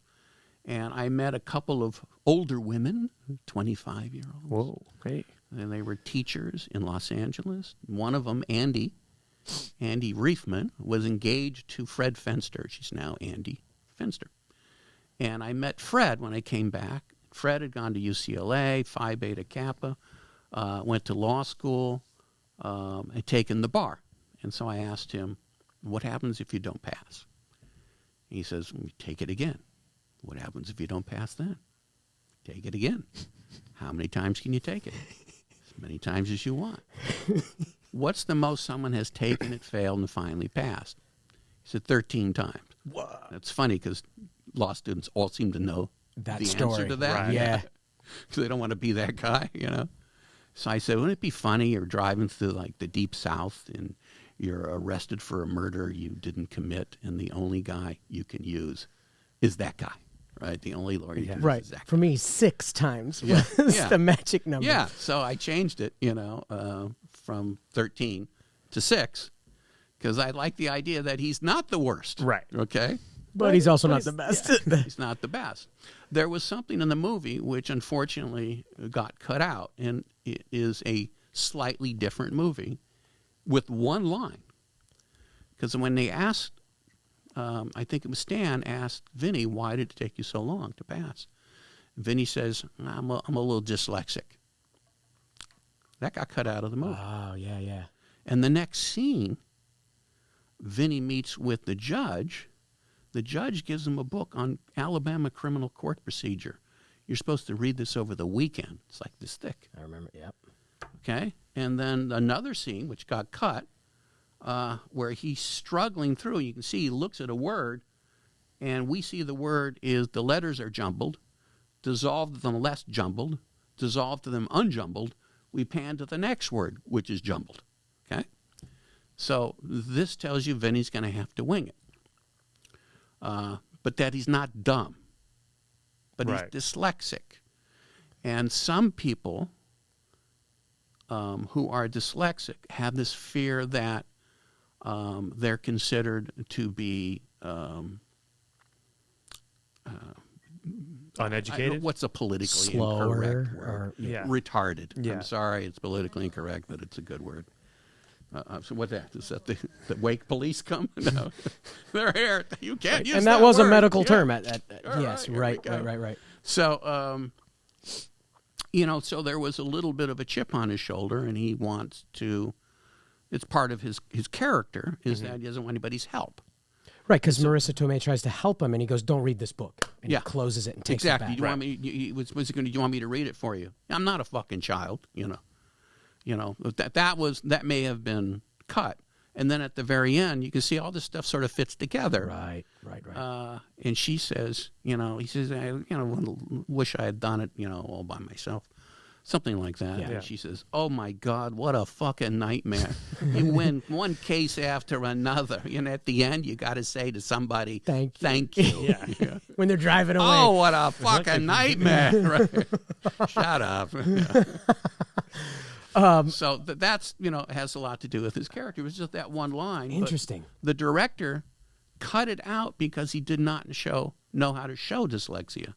And I'm thinking, one, you don't have to show it. But two, if you show it the way I described it, he said, well, is that one of those things where you darken out all the other letters and you have that one? I said, well, you could do it that way. No, I hate that. Well, then don't do it that way. So, but it ended up getting caught because he didn't know how to show it. Totally makes sense. Yeah. Thinking back through it. Yeah. And it made you a little more sympathetic to his character, too. It also explained that he's not stupid. No, he's not, even a little bit. But Yeah. He just doesn't know I just always took it as he didn't know the political procedures. Yeah. But he knew how to argue and he knew truth. Yeah. And that's way more of a skill. Yeah, he had a certain intrinsic intelligence. Yes. Okay, and it is said and sort of set up when Bill says, you remember there was so-and-so, it was a wedding, or there was a wedding, and they had, what's his name, that magician come. Alakazam. Alakazam. I'm sitting back with Vinny, and he could figure it all out. He's right? prominent. That, to me, is a guy, he's smart. He knows how to figure this shit out. Right. Street smart. Yeah. Yeah. Absolutely. So I used the word street smart, which I always thought, let me do an actual literal interpretation of street smart. Mm-hmm. It's literally has something to do with tire marks on asphalt. The actual street itself ends up cracking the case. Right? So. Yeah. And I don't, obviously the main plot of that movie is the murder case, but you put these delicious, the can't get any sleep. Yeah. The idiot who wants to fight him for $200. Right. Yeah. The judge who's about to, like, I get that smart writing, but how much of that was just coming up with it because you knew good structure versus did somebody want to fight you? Were you not able to get any sleep? Did that come from real life or imagined? What happened? A friend of mine, when we went to make the movie, the casting director was David Rubin, who was a very good casting director. I think he's president of the Academy right now. And I remember getting a list of something like maybe 10 actresses. I can remember 4 of them. I think number 1 was Carol Davis, the woman who said, about the Chinese food is terrible, right? She was an actress. She looks the part. She, talks tough. She would have been good. A woman named Lisa Gay, who I had met through a friend who had starred in these Toxic Avenger movies. Mm-hmm. I don't know if she's done other stuff, but I remember meeting her in New York. We met to play pool, and she brought her own pool cue. Huh. Right? So that made Lisa good. I wanted Lisa to play pool, right? And be good at it and be Yeah. a hustler. And she Yeah. knows about cars as well. Yeah, yeah. So, so that's where that started, is that she hustled because they needed some money, right? So, and then and the guy wouldn't pay her. Vinny's actually supposed to be an ex-boxer. He was also supposed to be about 6'4" or 6'5", and a big guy. He was supposed to look like a thug. That was the idea. Did you have a person in mind for that role? Weirdly enough, the guy's not that big. I didn't know he was that big, but Lou Reed. Oh. Okay. I don't know. I saw pictures of Lou Reed. He looked big. Yeah. And he talks like this. Yeah. I don't know if he was an actor. Robert De Niro, who again is not tall, but can come off threatening. Was De Niro ever on like a short list for My Cousin Vinny? Oh, he was on the first list, and I remember meeting with Roger Birnbaum and Joe Roth on casting. Yep. And so, who's your first choice? I said Robert De Niro, and Birnbaum does this. It's just, De Niro's not funny, and his movies don't make money. Okay. So I said... Now all he does is comedies right now. Yeah, and the only ones that make money. Yeah.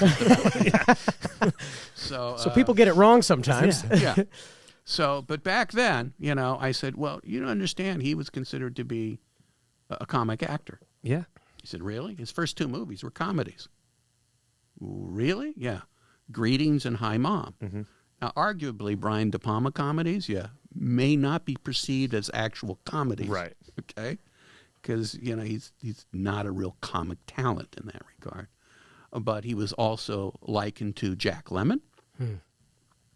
And then, not only did I win that argument, if there was a debate coach sitting in the room, I win the argument. The movie still doesn't get made. Right. And the coup de grace was Midnight Run. A, it was successful. B, it was funny. Mm-hmm.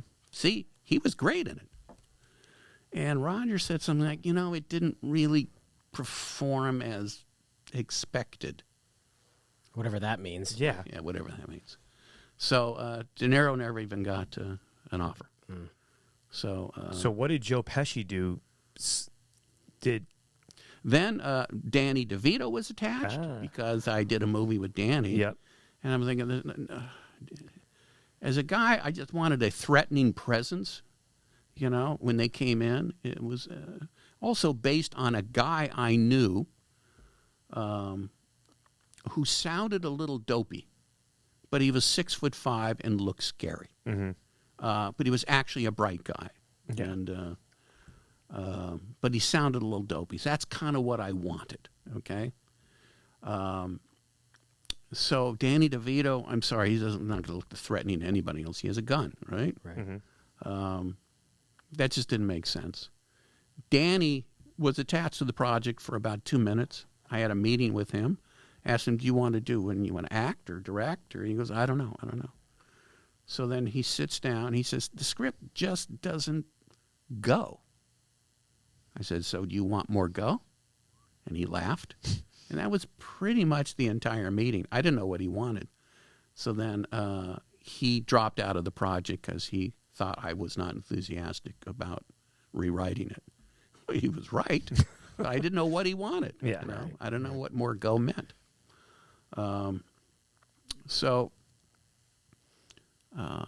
Then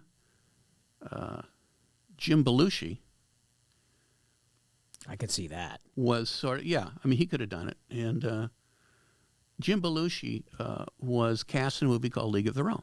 Yeah. He was given a pay-or-play deal. Do you know what that is? Pay-or-play means if we're going to make you the offer, you want to shoot the movie during, let's say, September through October, and if the movie drops out, we'll pay you. I'm assuming that was for Tom Hanks's part. Yes. Got it. Okay. So the movie fell apart. Pay or play is like you now get paid to do nothing. It's a great job. I want that job. And they said, in lieu of taking that, here's the screenplay. My cousin Vinny, would you want to do that instead? And so he said no. So he passed on it, didn't that?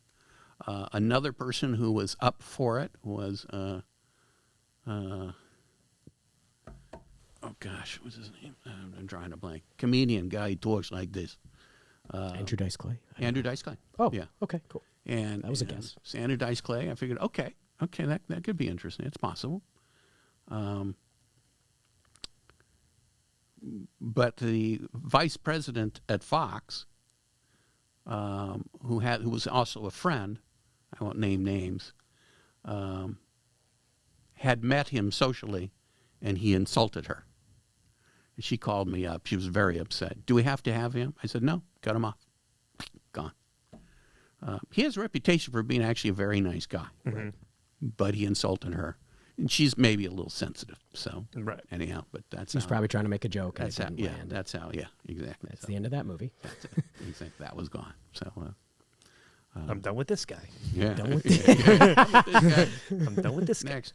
So what happened is I sat down with Doug Knoll, who's an old friend from high school, who went to law school, became a litigator, ended up becoming Deputy Attorney General of California, which is a state prosecutor.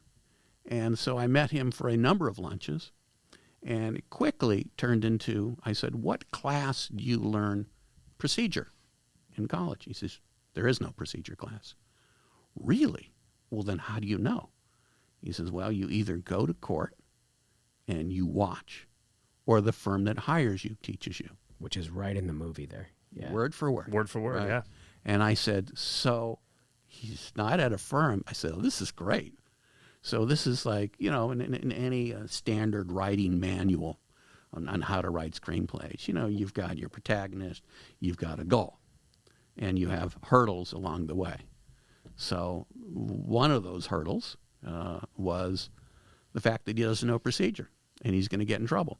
So anything I didn't understand, okay, how do you plea?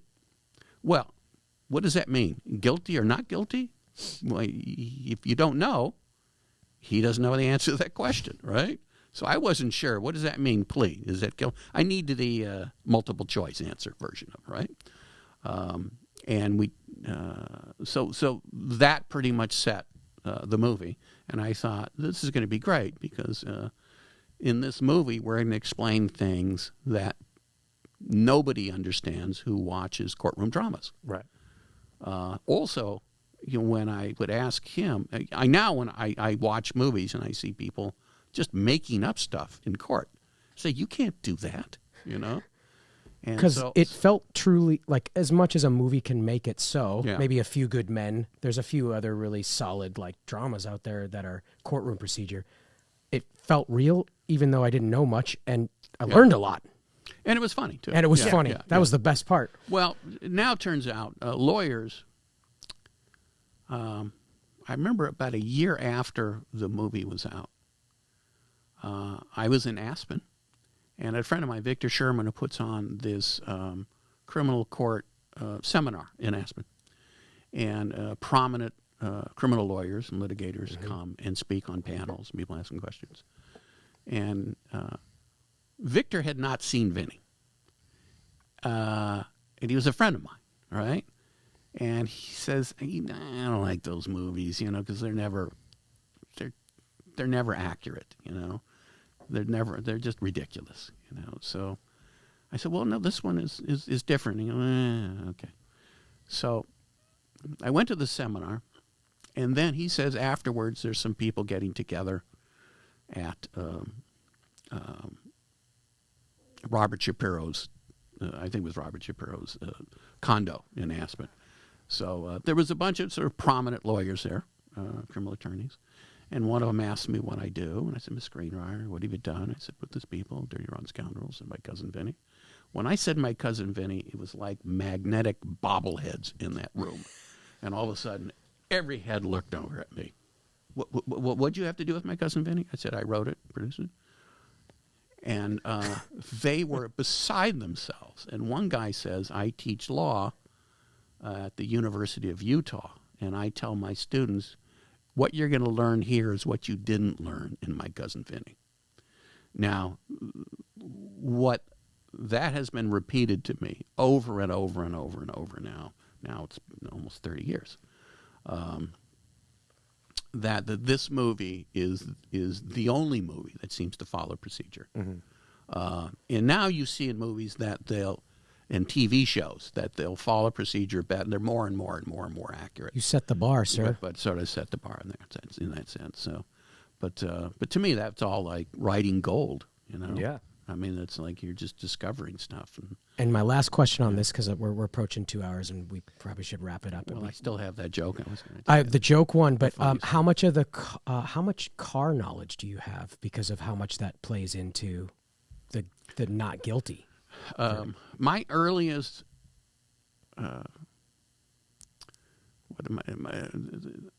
I wanted to design and build race cars or high performance cars when I was a teenager. I just did not have the confidence to do it.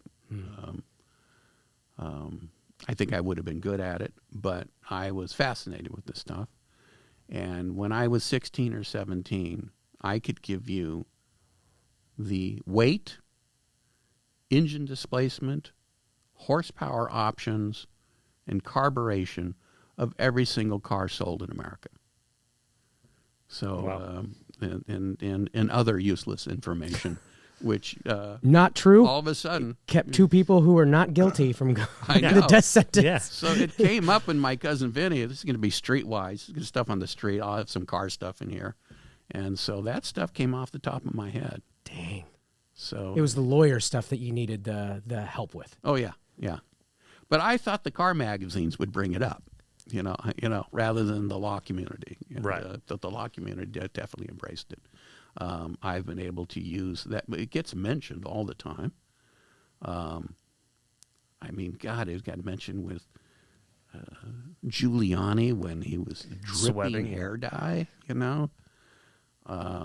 Talking about Vinny, Merrick Garland put it in a judgment. Scalia had mentioned that it was his favorite legal movie. So I was going to D.C. I write a note to the information officer at the Supreme Court of the United States and set up, with the link. Apparently he's a fan of the movie, and if he wants to meet me, I'd love to meet him. So I ended up, I'm in D.C. It's nothing like getting to a cab and going, the Supreme Court, please. Right? That's and awesome. then you're dropped off at the Supreme Court. You're walking up the steps.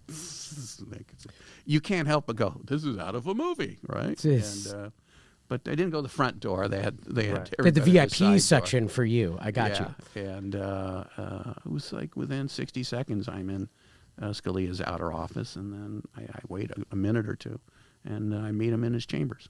Even as you were telling us the story about My Cousin Vinny, you kind of got a little more excited. So when Ruthless People came out, you said you hated it. You're sweating profusely. When that movie comes out, now you've had a couple wins under your belt. Were you like, okay, what I wrote is on screen? Like, were you happy with the final product? Hated it. Seriously?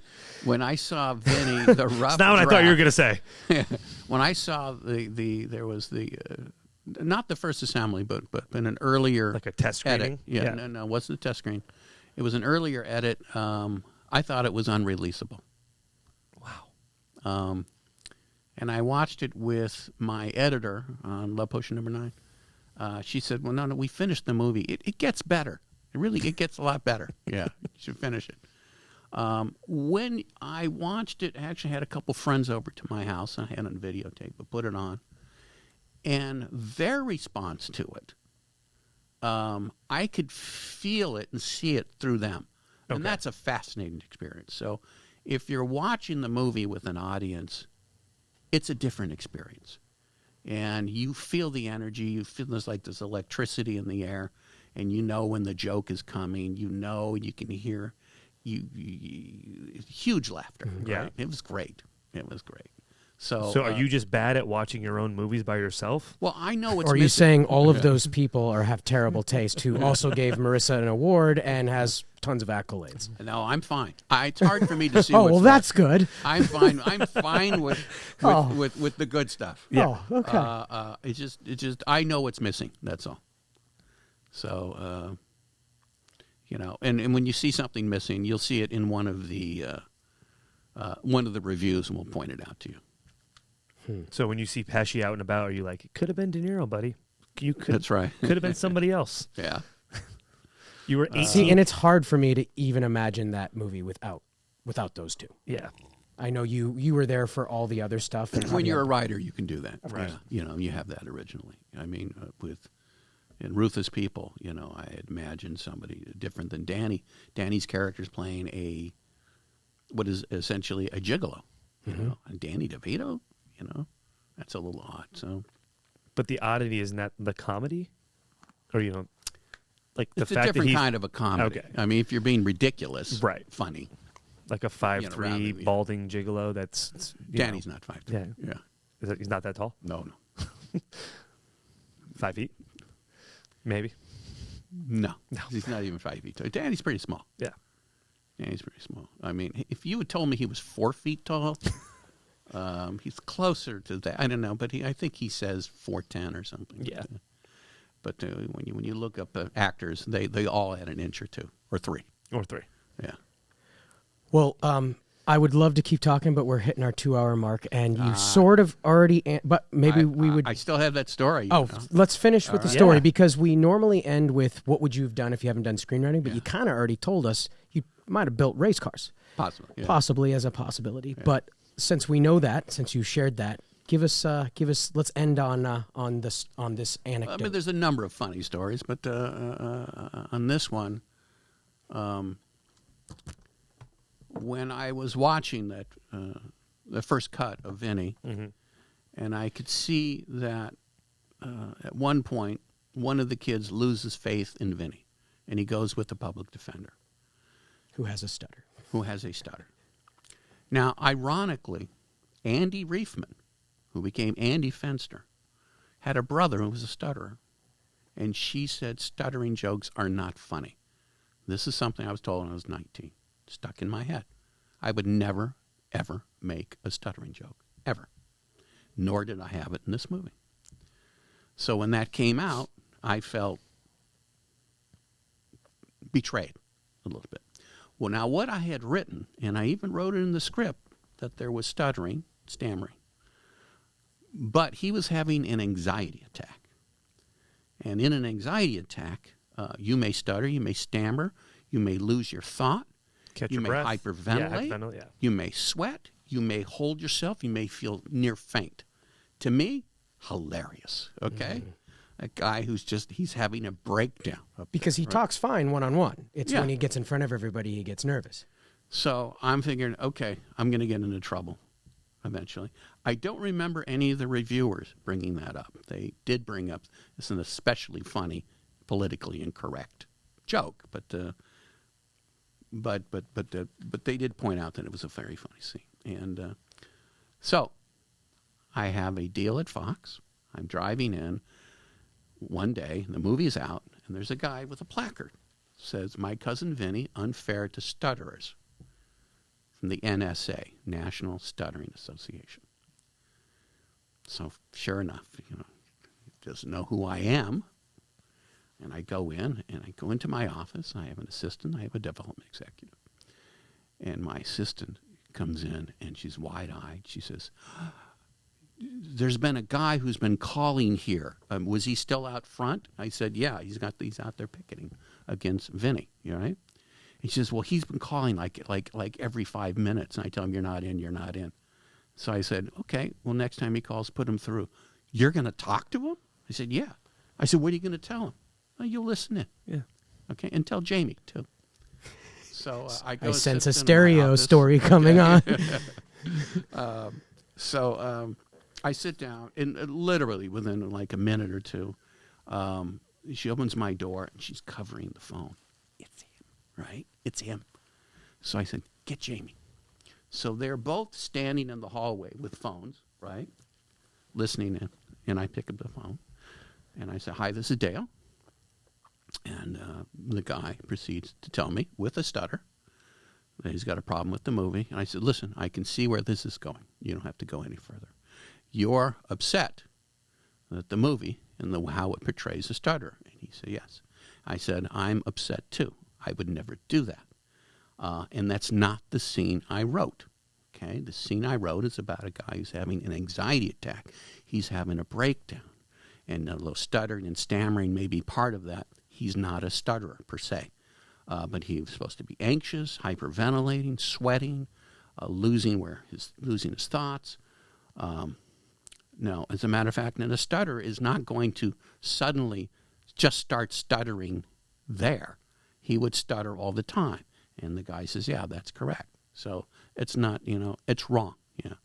But you don't have a problem with me, and you don't have a problem with the studio. You have a problem with the director, Jonathan Lynn. And his home phone number is...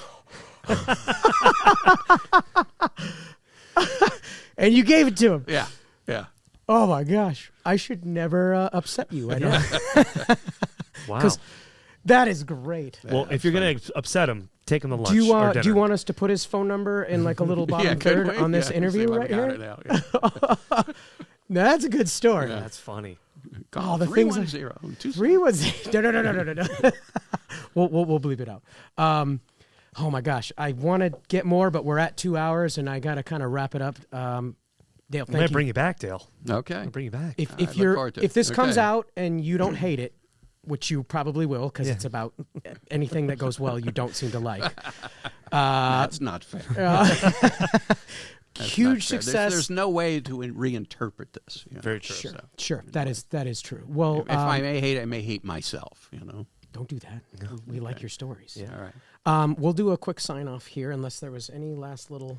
No, I love that. I mean, I would love to keep going. We can do like 5 hours, but we'll have a part 2. Yeah. We'll do from Love There's Potion. lots of interesting We'll do from stories. Love Potion number 9 to present day next. Yeah. That'll be season. That'll be towards the end of this season, and we've got Love a few other people that we're probably bringing back for Yeah. a round 2 as well. Thank you for coming in, though. Really appreciate it. Right. Thank you. So fun. All right. This is Let's fun. For everyone who's watching us on YouTube, appreciate that. Hit the likes, smash that subscribe button, or at least share what you see here today if you liked it. And thank you to everybody else who listens to us on Google Play, iTunes, Spotify. What else are we on? Everything. You can find us just about anywhere. All right, we'll kick off some music here. And thank you to everyone who keeps tuning in and watching. We got a great lineup this whole season. Hope you're enjoying some of our guests, and we will see you next week.